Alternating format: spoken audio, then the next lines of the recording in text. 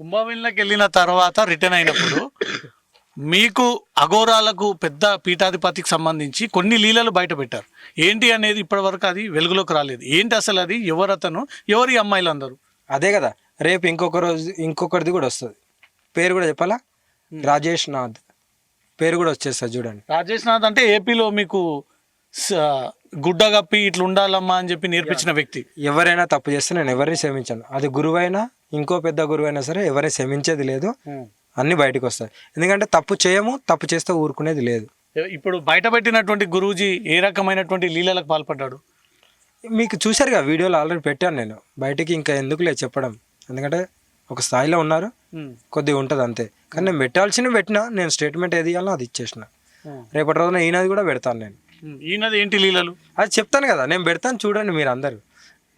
నేను పెట్టిన తర్వాత మీకే అప్డేట్ వస్తుంటుంది, చూడండి. నెక్స్ట్ మీ స్టెప్ ఏంటి? మీ సంకల్పం ఏంటి? మీ దైవం ఏంటి? ధర్మాన్ని కాపాడుకోవాలి. హిందువులు అందరం కలిసి కట్టుగా ఒక అడుగు ముందుకేసి అందరం కలిసి పోరాడాలి. దయచేసి నేను హిందూ బంధువులకు, సనాతన బంధువులకు ఇదే చెప్తున్నాను. నేను కానీ నా కారు కానీ ఎక్కడైనా కనబడితే మీకు కావలిస్తే ప్రేమతో ఫోటో అడగండి, ఇస్తాను, పంపిస్తాను. మీరు అక్కడ చెడుగా ప్రవర్తిస్తే అది ఒకటే నచ్చలేదు. దానివల్ల నేను కూడా కొన్ని పరిణామాలు కానీ కొందరు ఎదుర్కోవాల్సి వస్తుంది. దానివల్ల నేను కూడా రియాక్ట్ అవ్వాల్సి వస్తుంది. అలా చేయకండి. మీకు కావాల్సింది ఫోటో అయితే నేను ఇచ్చి పంపిస్తాను, కానీ అసభ్యకరంగా ప్రవర్తించద్దు. అది రైట్. నెక్స్ట్ తెలంగాణలో ఎక్కడెక్కడ తిరగబోతా ఉన్నారు? ఇప్పటికే అన్ని ఆలయాలు పర్యటన అయిపోయింది, అన్ని దేవుళ్ళని కుంభమేళా కూడా ముగిసింది, వచ్చింది. నెక్స్ట్ ఏంటి మీ స్టెప్ ఏంటి? ఏం చేయాలి? ఎప్పుడు దిగినా ఒక మతానికి చెందినటువంటి ప్రార్థన మందిరాన్ని గౌరవించాల్సినటువంటి బాధ్యత అందరిపైన ఉంటుంది. మీరు ఎందుకు పదే పదే ఆ మతం వర్గాన్ని రెచ్చగొడతారు, దాన్ని కూల్చేస్తా అంటారు? అది కాంట్రవర్షియల్ ఇష్యూ కాదా? వాళ్ళు మనుషులు కాదు కాబట్టి. నా గోమాతానికి కొద్దిగా కనికరం లేదు, నా ఆడపిల్లలని కనికరం లేదు. ఎన్ని లవ్ జియాదులు అవుతున్నాయి, అవన్నీ నాకు నచ్చాయి. నేను కట్టరిందుగా ఉన్నాను, కట్టరిందుగా అంతే. నేను సహించాను. ఇప్పుడు ఒకవేళ నా ముంగటికి వచ్చినా నేను ఏం చేస్తాను నాకే తెలియదు. అలాంటి సిచ్యువేషన్ ఉంటాను. ప్రతి హిందూ భక్తులు కానీ, హిందూ సమాజం కానీ, మీలాంటి అఘోరాలు కానీ, వేద పండితులు కానీ, ఎవరైనా అన్ని కులాలని మతాలని కలుపుకొని పోవాలి. ఈ విభేదాలు ఉండకూడదు అని ధర్మం చెప్తుంది. ఎవరు చెప్పరు, అఘోరలు ఎవరు చెప్పరు. ఓకేనా? అఘోరలకి ఏంది కావాల్సింది? మహాదేవుడు లేదంటే కాళీ, శ్మశాన సాధనలు. కానీ ధర్మం గురించి ఏదైనా చెప్తాడు, అది ఒకటే సనాతన ధర్మం అని చెప్తాడు. వేరే ధర్మాలు లేవు, వేరే మతాలు లేవు. హిందూ మతం, సనాతన ధర్మం ఇక్కడ అదే ఒక్కటే ఉంది, నడుస్తుంది.